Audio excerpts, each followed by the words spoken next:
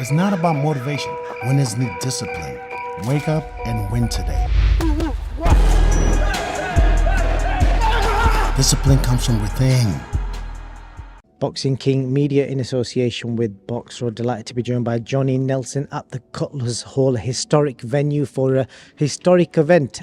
Your launch, a celebration of your MBE and the launch of your foundation, Johnny. Yeah, you know what? It's bittersweet, really. I've been in London all week, helping with the build-up for Joshua Buatsi against Dan Aziz. Gutted I'll be missing it, but I understand there's also other commitments that have to be had. I can probably get my phone and watch it under the table. Cutlers Hall, this place in Sheffield reminds me so much of the old days, and so I'm trying to bring something back annually, a black tie ball. And it's to also launch the foundation, and a thank you for the MBE. So it kind of all fell on the same night, but it is what it is. Now, well done to you, man. Obviously, just getting your MBE was a big achievement. You're obviously launching a foundation on the back end of that. Just remind the fans out there what you're going to do with regards to your foundation, how it helps people. It's basically helping people, not just around the area, nationally, to help people to get into media, help people to home education. It's just to help raise funds for charities that are out there that need help. And I was one of those guys. I was fortunate to meet Brendan, and Brendan was my foundation. He was a guy that guided me in the right direction. So it's kind of trying to mimic what Brendan did, but Brendan used to go around and beg, borrow, and for everybody and anybody he possibly could. I'm doing it, trying to use the MBE to raise as much money so I can donate to charities and other good causes. Well done to you, because stuff like that don't get celebrated enough, because it's be quite easy for you to just crack on and do your thing rather than helping anyone, and credit to you for obviously helping people who are in need. Yeah, without a doubt. As I said, you can't expect someone to do something good for you if you're not prepared to do it for someone else yourself. And it's good to see you got people supporting you. You've got Adam Smith here. I've seen Junior Witter on the list as well, and you've got your people that have been around you over the years supporting you. Listen, the boys I move with, they're the same guys I've moved with since I was 15, 16 years old. I've still got the same circle of friends around me, and it's great having them help me. It's great having the company Masika help me, and everybody that's helped build it up. And Adam, of course, Adam said, "Come on, let me get involved," and I loved that. I think I begged him more than he actually said, "Let's do it." So it's just nice. Good stuff, Johnny. I want to also speak to you about the news that broke out yesterday. There's been, well, not rumours, but Carl Froch, he's been obviously going on about the fight. It ain't going to happen, all that kind of stuff. A few people online have been saying it. Unfortunately, Tyson Fury has suffered a cut in sparring. So just tell me what your initial reaction was when you saw the news. You know what? I'll always go on the side of a fighter. So I think about the heartbreak, the frustration, the despair of any fighter. My career ended by injury. I've seen fighters' careers derailed by injury. This cut, a recurring cut that happened in a fight, happened in sparring. It's just one of those things. It's part of the game, and unfortunately, because this fight twice now, it should have happened. It has happened. Your body, as you get older, you cannot, especially at world-class level, at top level, you're gonna have to put your body through training camp, and again and again and again. Each time you do it, it's kind of rinsing something out of you. So I really, really do feel sorry for Tyson Fury, because I used to be a fighter and I know what it's like. And then if you weren't a fighter, you seem to have no pity. But there's a lot of work, a lot of commitment. And a lot of things you've got to give up when you're in camp, and he'll be heartbroken more than anybody. We're disappointed. He'll be heartbroken. What did you make of the actual? They've shown the video footage as well. Have you seen the clip? Do you feel it was an elbow? It was a punch? Because there's been a bit of debate about that. It looked like an elbow. I wasn't sure, because I saw the shot and you kept trying to slow it down and speed it up, and I'm thinking, could it be the elbow, or was it a chop-in left hook? And you saw the elbow come through. The shot itself, you saw Tyson's head go back, his legs kind of went a little bit, but he fell into the shot. I just think he'd be too tall for Opetaya to land with the elbow. Was it Opetaya? Apparently they thought it was Kevin Lirana, but apparently I've heard news it could be some Croatian guy. I can't remember his name. Okay, but let's just, and I saw something David put on this morning. When David Haye should have boxed Tyson Fury, and he suffered the same consequences. and I think we all have to learn a lesson the hard way. And I think how Fury is feeling now, that's how David Haye felt when the same thing happened with Tyson Fury. So now you kind of understand. He's hearing the conspiracy theory saying he cut himself. It's not true. He knows that's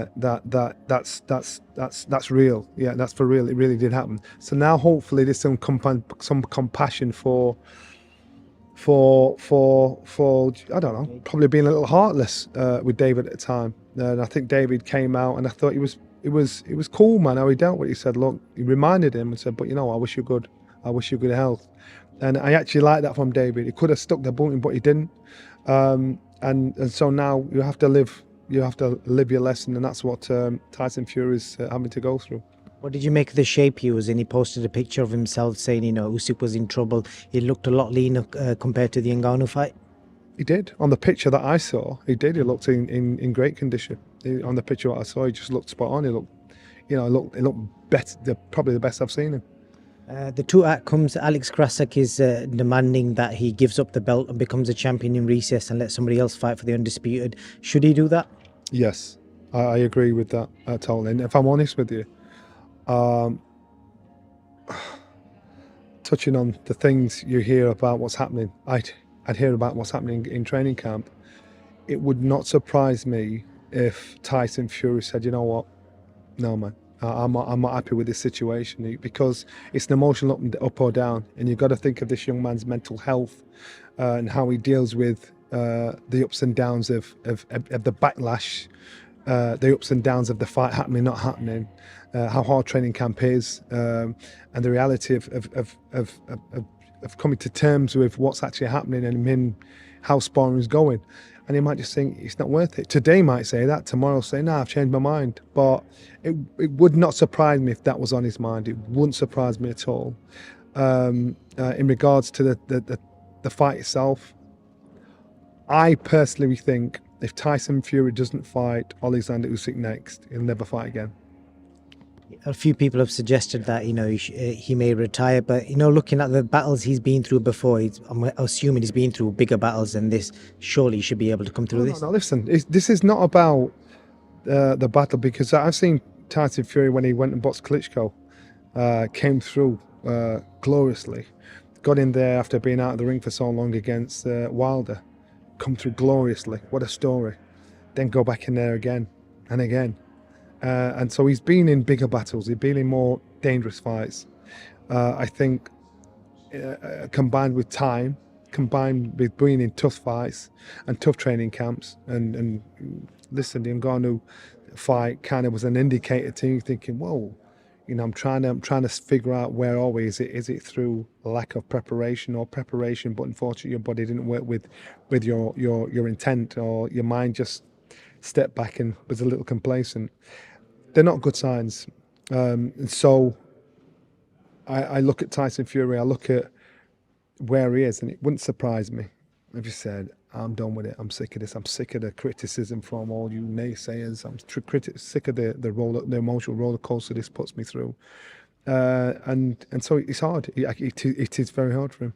It'd be fascinating to see how he deals with it, because like I said, I've asked him about this sort of stuff, about people's opinions, and he categorically has said that he literally doesn't give a shit. So it'd be interesting to see how he deals with this situation. If you was to, last question for you, Johnny, if you was to predict what happens next, what happens next? Tyson Fury retires. Usyk goes on and boxes somebody else for all the titles. And there is some kickback in regards to where Tyson Fury goes next. Good stuff. Johnny, appreciate your time. I know you've got an event to prepare for. I wish you all the best with your foundation. Is there a website or anywhere where people can get hold of you to get involved? Just check out the Johnny Nelson Foundation, and you'll get all the information you need on there. But I would like to say one thing. I think the stick I kind of got in the week coming up to the announcement that the fight was off, by people that you think should know better, that by people that are jumping on the foolish bandwagon and saying you're a hater, saying that that you're being completely negative. And I've got to say, no, I'm a truth teller. I still stick by what I was saying previously before the pullout. But I think it should be shame on those that should know better. You got suckered in by the sheeps. These people in boxing? Huh? Are these people in boxing you're talking about? These people in boxing, you should know better. And I know you're trying to ingratiate yourself to be friends or to be on the good side because it's amazing what's happening out there in Saudi Arabia. But tell the truth, man. Be honest. Don't be cowards and just say it because you want to be mates. This isn't personal when I say what I say. I think Tyson Fury, as far as I'm concerned, is up to this point the best heavyweight in the world. This isn't personal. I understand what his dad's frustration with people like Carl and people like that because that's his son. I understand it 1,000%. But the fools that decide, that prostitute their real heart and soul just to try and be somebody's mate or to try and ingratiate themselves with the light at the top of the hill, you should be ashamed of yourself. Use your common sense, tell the truth. And you don't have to throw people under the bus, but come on. So I don't mind the hassle, the backlash that I got because I could sleep at night. I wasn't hating. I was just telling you what I knew, or what I thought I knew. I could never have predicted Tyson Fury getting a cut, but I was well informed on how training was going, or sparring was going, and so I was kind of disappointed in some people that I look at in boxing thinking, nah, you know what, you prostitute yourself there to try and ingratiate yourself with somebody instead of actually sitting down and sitting on your truth and saying, nah, this is how it is. It doesn't mean you choose one side over the other. It doesn't mean you dislike somebody more than the other. Just be honest. And people will respect that even if they don't like it at the time. And the same with me. I know people will not like what I say at the time, but they'll respect it in the long run. And at least you know where you stand with me. And so that out of all this, there's no glee in what's happened to Tyson Fury because I am always on the side of fighters. I want fighters to make a mad money. I want fighters to live happily ever after, financially for themselves and their family. I am so glad for Tyson Fury for what he's done, for what he's achieved, and I will always back the Brit against anybody. But when it comes to foolishness and game playing and being censored and censoring yourself because you want to ingratiate yourself with somebody, you should be ashamed of yourself.